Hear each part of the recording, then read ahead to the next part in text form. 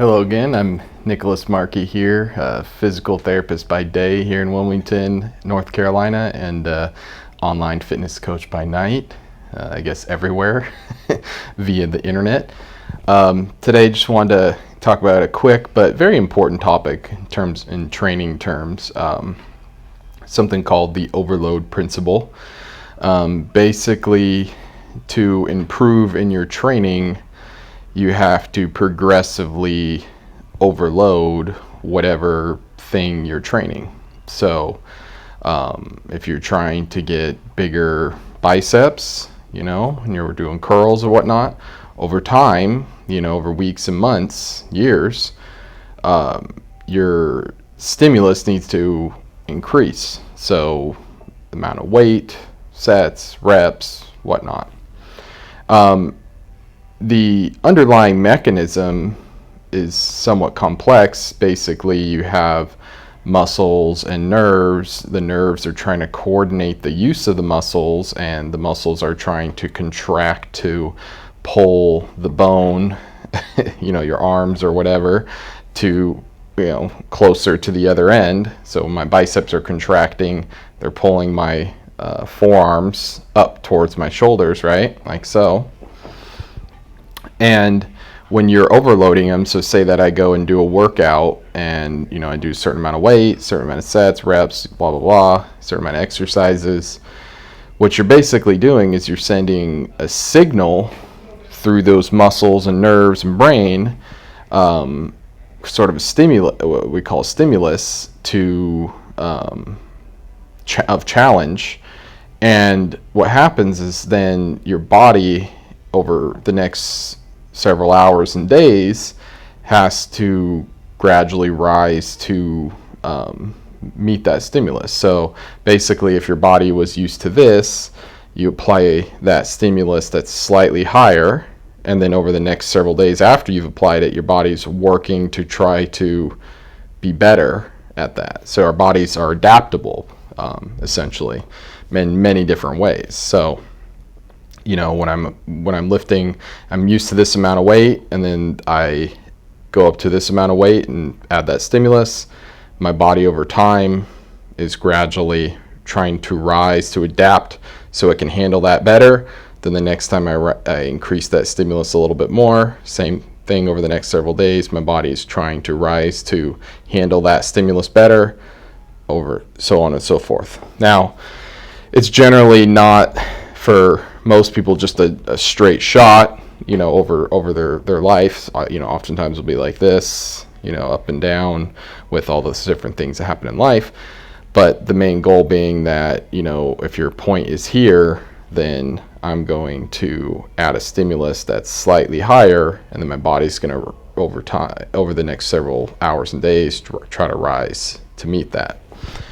And that's enhanced by getting good sleep, having ideally minimal stress, eating enough protein and overall calories to support that recovery. Basically, everything in the environment of the body and yourself to make that recovery go as good as possible.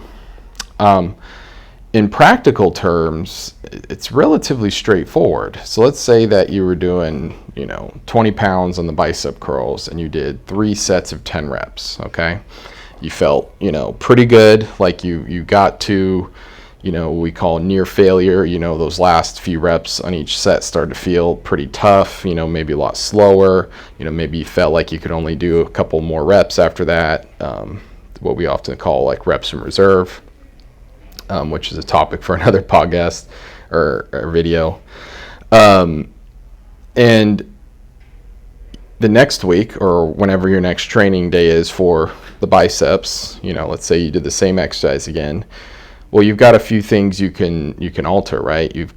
So say that I did 20 pounds, 3 sets of 10. Well, next time, maybe I do 25 pounds for 3 sets of 10, right? So I increase the stimulus a little bit, from the weight standpoint, or what we might call absolute intensity.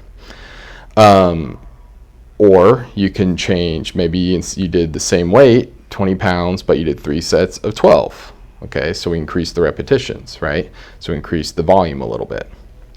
Or maybe I do 20 pounds and I do 4 sets of 10. So I increase the sets, right? So another way to increase total reps and volume, right? Or maybe I did a little bit of everything. Maybe I up it to 25 pounds and then I do 3 sets of 12 or 4 sets of 10, so I add a little bit on each end. And then over the next several weeks, that can be my plan. Maybe I gradually add a little bit of weight, 5 pounds, 2.5 to 5 pounds or so, maybe 10, depending on how easy the lift was, each week, and until I can't. Eventually you probably will hit like a plateau where you just can't increase the weight, and then that's maybe when you start, increasing the sets.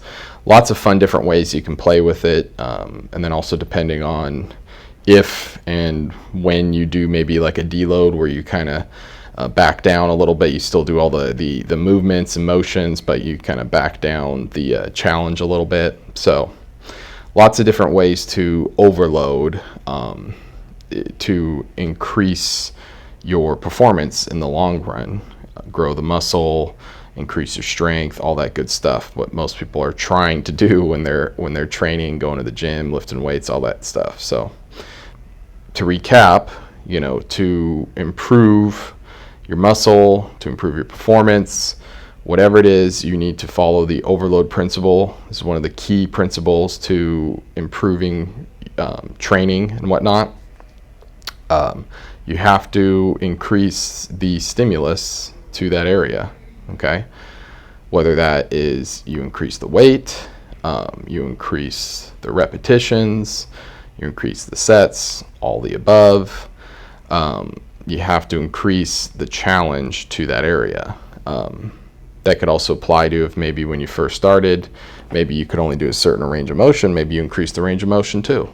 That might be more applicable in like a rehab standpoint if there's a certain range of motion that's kind of off limits or maybe just not tolerable, so you're working it in the tolerable range of motion. So over time you can gradually expose it to greater range of motions. That could be another way to address the overload stimulus as well. But basically you follow this and you keep overloading whatever that exercise is, as long as you're enjoying that exercise and it is making progress in some way, whether that's reps, sets. Sets you'll probably cap out at a certain point, maybe 4 or 5 or 6, depending on how your weekly frequency is set up.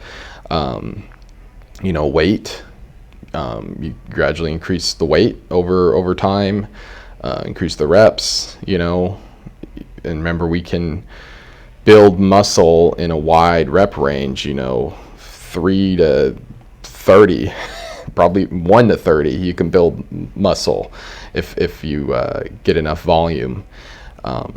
So you keep overloading that area, that exercise, until it plateaus, and then you decide on what you want to do. Maybe you switch it out for a new exercise and then overload that exercise until it plateaus. You can kind of change. Other things you can change would be potentially maybe like the tempo. Like, so if you were doing, like if you're just doing kind of like the regular tempo with the bicep curls, maybe you end up going into more of like a slower tempo, holds kind of stuff, pauses and tempo changes, or you just switch up the exercise. Maybe do cables instead of dumbbells for a little while, or barbell or easy bar or whatever. So lots of different stuff you can play with, but make sure you're overloading, and like I've said before, make sure you're tracking. That's one of the keys to overloading, is actually tracking it. So write down, whether in an app, using our Beach Barbell app, or on a notepad, whatever the heck you want to do, you track everything you do so that you know where your performance is, and then you can monitor that over time. And then also it helps, I think, promote continued progress, because you're like, well, I did X, I did this last time, maybe I'll try a little bit more this time and see how I do, so it kind of gives you that edge to just keep pushing forward. So Thanks for watching. Again, I'm Nicholas Markey, physical therapist by day, online fitness coach by night. Reach out if you need any help or anything, and I'll see you next time. Peace.